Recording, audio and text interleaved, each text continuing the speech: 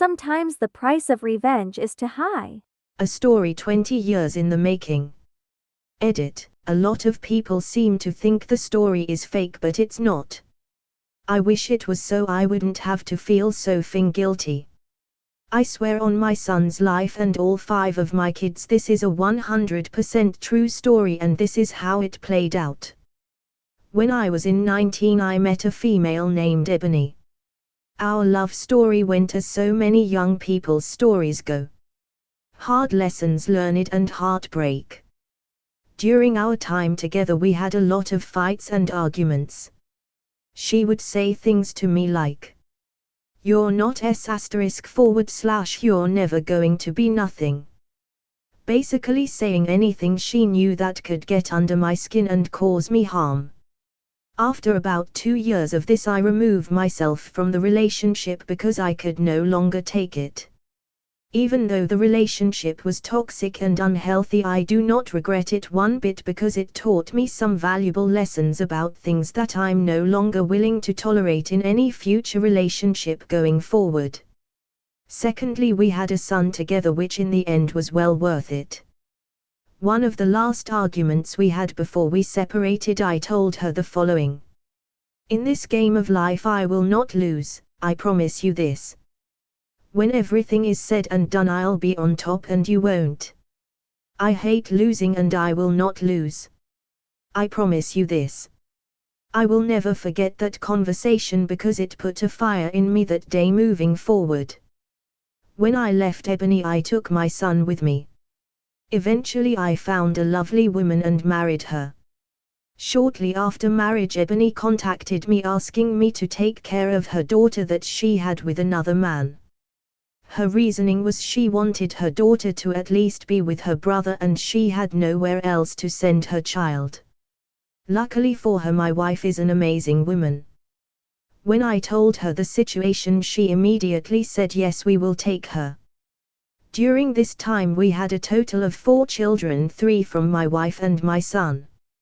My wife's response was, "We may not have a lot but we have food on the table and a roof over our heads. That child need us. I'm not going to sit here and let a child that has nowhere to go suffer." So my wife and I took the child in and raised her as our own. I told Ebony I will take the children and raise them. So I told Ebony the following: "You do not have to pay me child support, you do not have to send any money. I want you to be with our kids and have a good relationship with them, but first you need to be stable. So here's the deal, I'm going to give you 5 years to go to school, get a college education, make something of yourself. This way you can be stable and help raise our kids together." Personally, I felt like this was a good deal for her. I'm basically taking 2 children, one of them that is not biologically my kid nor my responsibility, and raising them for the next 5 years. During this time my wife and I went to school full-time, work full-time jobs, and I also had a part-time job to put food on the table on the weekends. Over the next 5 years I watched Ebony do absolutely nothing with her life. Every time I would contact her she would be partying, drinking and showing up with new tattoos. Over those 5 years I would gently remind her what she should be doing with this time. In response I was told to shut up. I was told multiple times that I'm not her father. I was told how weak, pathetic I am. I'm a piece of ***** blah blah blah. After 5 years my wife and I had improved our lifestyle dramatically. I came back to Ebony and asked her what has she done those 5 years, even though I already knew the answer. Eventually I ended up putting her on child support because she was doing absolutely nothing to help me support these kids at this point, and she did absolutely nothing to better herself. Of course, after those 5 years of receiving literally no help. I'll take that back, that's not fair. She did send 1 hat and 1 jacket, I placed her own child support, and my lord, she flipped her crap.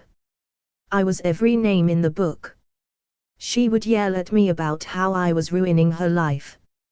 Even though I explained to her that paying $180 a month for one kid when I'm raising two of your kids is a really good deal. I also explained to her that the kids' lunch for one of the children was $80 alone. None of this seemed to matter. Apparently I was ruining her life on purpose and it was so unfair, as she would tell me. By this time I was pretty used to her crap. I would keep my head down and work harder with my wife to improve our life. But I never forgot, not even for 1 second, what I told her all those years ago. I will not lose, I hate losing. During this time my wife and I got better jobs and we started working out, getting in shape and focused on our family. At this point 15 years has passed and we were still raising all 5 of the children with no help from Ebony. During this time she had to come to my state to talk to the judge about why she wasn't paying child support. At this time she has not seen me or the children in years. 5 and or more. When we got out of court I had to literally beg her to come to my house so she could see the children because she was not going to. I'm not going to lie, what happened next was one of the best feelings of my life and I will never forget it. Keep in mind she is still telling me up to this very point / just a few days ago how much of a piece of s*** I am. Ebony and her boyfriend pulled up at my house and got out of the car. I could see it all over their faces as they looked around the property. I greeted them and as I was doing so I noticed her jaw / mouth was literally open in amazement.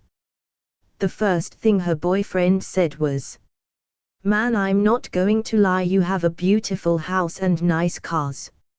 Ebony said the same in disbelief. I remember Ebony asking me how much land did I actually own. So me wanting to rub it in her face a little bit, I took her to the edge of the road and point far into the distance and said, "You see that driveway way down there? I own everything from that point." Then I took her to the backyard, which is even more beautiful, and told her how much land I own going back that direction. At this point we have not even made it inside the house. When we got inside of my home I took her on a tour and all I could hear throughout the walk was her boyfriend saying how beautiful my home was. He made the comment that I was doing it big over here, LOL. During this time Ebony has not seen my wife because she was in her office working and about to get off, but I was waiting for that moment. Because my wife had lost a lot of weight, started working out and got a tummy tuck and looks really good, and I knew that would get to her. And it did get to her because she brought it up the following week about how cute I must think my little bitch ass wife is. Her word, not mine, but my wife found it hilarious. As I was taking them around the house I took them downstairs to my man cave and was showing her boyfriend all my cool little toys. My multiple gaming monitors and the PS5 had just came out 2 weeks prior and I had one, and my collection of guns I have. The more praise and props her boyfriend gave me, the angrier she got. I could see it on her face. Her boyfriend is actually a really nice guy. I've been knowing him for years at that point. He was willing to give us props because he knows where my wife and I started. He knows my wife and I didn't have anything in the beginning. We were just living in a trailer, busting our ass to get something, and raising 5 kids all at the same time. As they were getting ready to leave, Ebony said, "I have to give it to you. You have a wonderful life and you worked hard for it. Man, I wish I would have done the same." At this point I gently reminded her of our conversation all those years ago. When I told her I'm not going to lose. Ebony looked me in the face and said, "You said you weren't going to lose and you were right." I explained to Ebony at that time that I didn't hate her. I never hated her. Even after everything we've been through, all I ever wanted was the best for her and our children. That's why I was willing to take care of them and give her the opportunity to have the exact same things I had. Honestly, at that point I think it finally started to click for her for the first time in all those years. I had no way of knowing this at the time, but that was the very moment when Ebony became severely depressed and started drinking very heavily. I would not find this information out until years later talking to her boyfriend. I knew she was drinking, I just didn't know it was that much. Over the next 2 years she would sometimes call me up upset, angry / crying / self-loathing. A lot of her anger towards me became passive-aggressive. She would make statements like, "We all don't have the perfect wife," or "We all can't take multiple vacations a year." At this point all of my children were grown, or at least to the extent that Ebony and I no longer needed to have much if any conversations. Then one day out of the blue Ebony calls me up. I can immediately tell that something's off. She wasn't sounding like herself. Ebony began to tell me that she is in the hospital and her liver is shutting down, and the doctors told her that if she has one more drink she'll die. Keep in mind, I did not know she was drinking that much. As Ebony sat on the phone with me, all the hate, all the anger was gone. For the first time in almost 20 years we had an emotional conversation that wasn't built off of anger. She cried on the phone with me, she told me how sorry she was for everything. We apologized to each other. And she begged me to take care of the children, she made me promise that I would always take care of them. She told me how scared she was. I believe her because I could hear it in her voice. I'm not a very emotional person, but I'm not going to lie, I will never forget that conversation and I think about her a lot. Ebony died 2 days later on the floor of a hotel room by herself. Several months after her passing I called up her boyfriend to check up on him to see how he was doing. As we were talking I mentioned to him the phone conversation I had with Ebony when she was in the hospital. Apparently he was not aware of this conversation. He begins to tell me that he had no idea that Ebony was dying. He had no idea that her liver was shutting down. He had no idea how scared she really was. She never told him anything and they were together for over 10 years. I miss Ebony, I have not told anybody this, not even my wife, except for her daughter, the one that I'm raising. I feel so guilty, and it eats away at me. In her last moments on this earth when she was scared the most, she called me and no one else. RIP. Ebony. L. Edit. It has been years, but I finally told my wife. I was thinking about Ebony after I got off work yesterday and I cried all the way home.